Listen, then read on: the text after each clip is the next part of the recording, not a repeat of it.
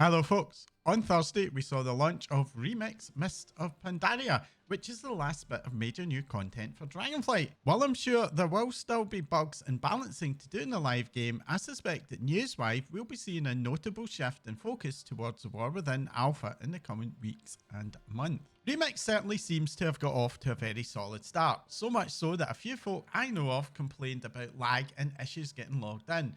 Though that seemed to be very server specific. Once you did get locked in, it very much felt like expansion release day with tons of competition for mobs and quests. That said, once the players spread out a bit, it did become a pretty decent experience. The big test for the feature is still to come, of course, as we only really had time to test the leveling experience on the PTR, and it's going to be interesting to see how endgame, where we'll all be grinding out that bronze for rewards, is going to pan out. Personally, I plan to get a character to max level, then do the Veil of Eternal Blossoms achievement for the Cloud Serpent mount, and then go on to farming out bronze to get as many of the mounts as I can. Whether that will be by leveling more characters or doing some max level stuff does remain to be seen, but with the War Within Alpha, Beta and Season 4 competing for my time, I do not expect to be going super hard into the Remix endgame. This for me is very much going to be a sort of casual solo thing. This event has a huge amount of cosmetic rewards, which at first glance do seem to be an awful lot to have to grind out in just 3 months. But in a developer interview with So Breezy, the team did say that they want it to be fairly easy for us to get most of the unique to the event rewards, but with the other rewards that are obtainable in other ways perhaps requiring a bit more effort to do. I personally think this is a pretty decent way to do it.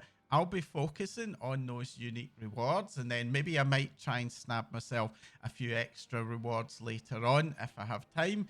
But the ones that I can get through other ways in the game, it's not such a huge issue if I don't manage to do them in time. One notable change from the PTR is that while the LFR raids are spammable, the amount of XP they grant has been heavily nerfed.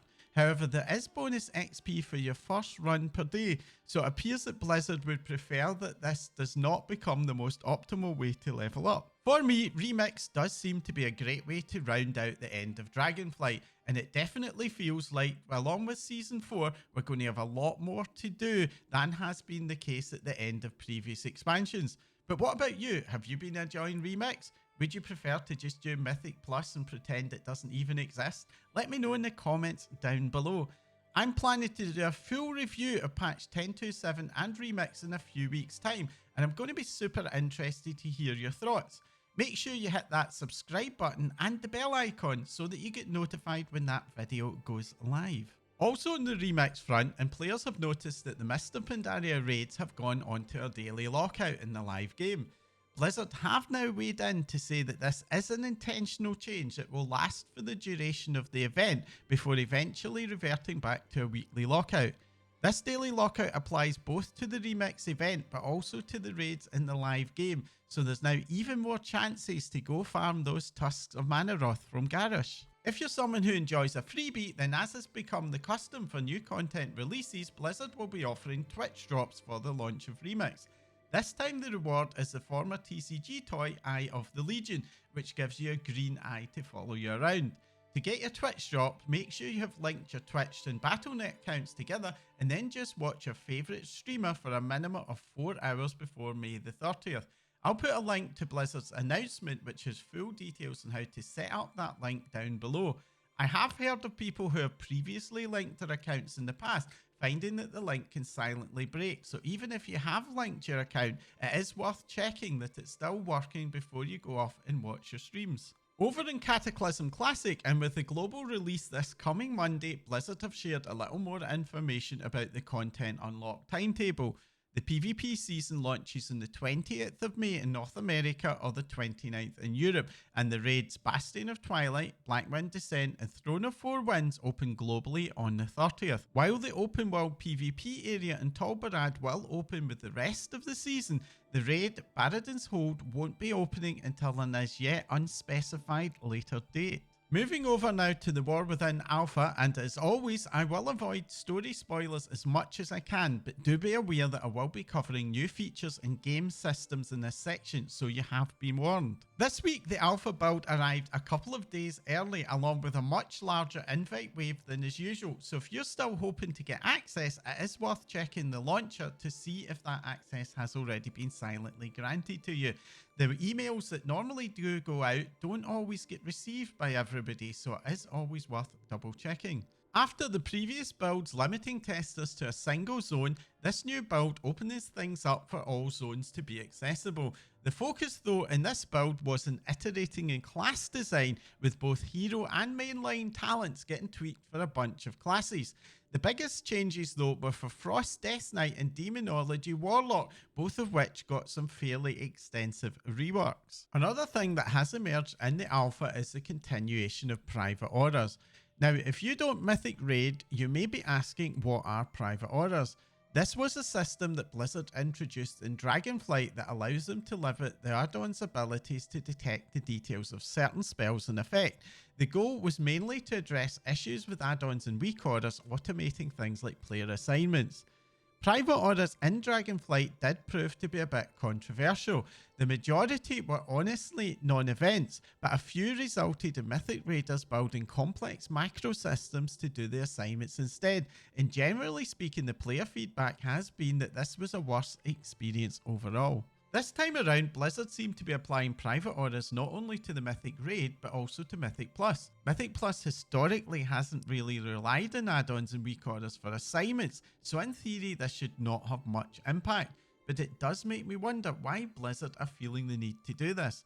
Most likely the impact will be limited to healers who may find it harder to deal with some debuffs and players, but it does make me wonder if Blizzard are planning to increase the complexity of some Mythic Plus mechanics. One thing that was notable in Dragonflight was the increased mechanical complexity of the dungeons, and for me this really didn't land well, with the Dragonflight dungeons being fairly consistently worse enjoyment wise than the older dungeons, and any further escalation in Mythic Plus complexity isn't something that I'd look forward to. Currently, the dungeons have been limited to normal difficulty only so far, so it really is too early to know if this is actually going to be an issue or not, but it is something that I, for one, as a Mythic Plus player, will be paying a lot of attention to.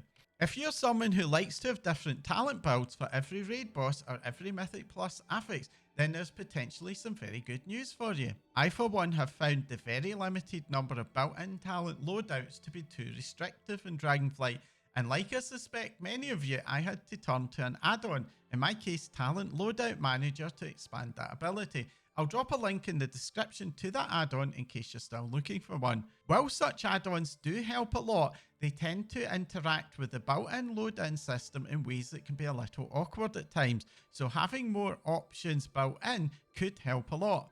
Unfortunately, the devs did not share what the new cap will be, and it's not live in the alpha yet, so it remains to be seen if the new cap will meet my or other folks' needs. In Season 4, with all the raids relevant, I need an awful lot of extra loadouts, let me tell you. I mentioned last week that we're seeing the return of profession bags in the War Within.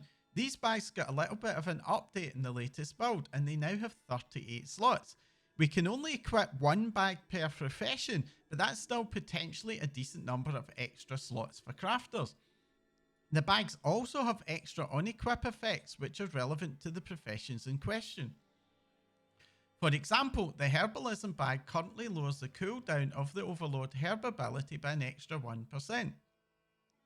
The good thing about these bags currently is that unlike past profession bags which were limited to profession reagents, these bags appear to accept normal items as well, so we can likely expect to be able to use these to get an extra 8 bag slots by using 2 of these in the War Within. It also looks like our reagent bags are going to be swelling a bit as well, potentially up as high as 40 slots.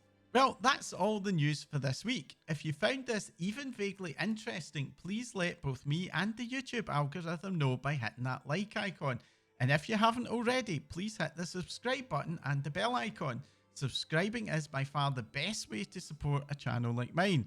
This will make sure that you know whenever I launch a new video. There's going to be loads more news, guide, reviews and opinions from me real soon now. That's all for now. Thanks for watching.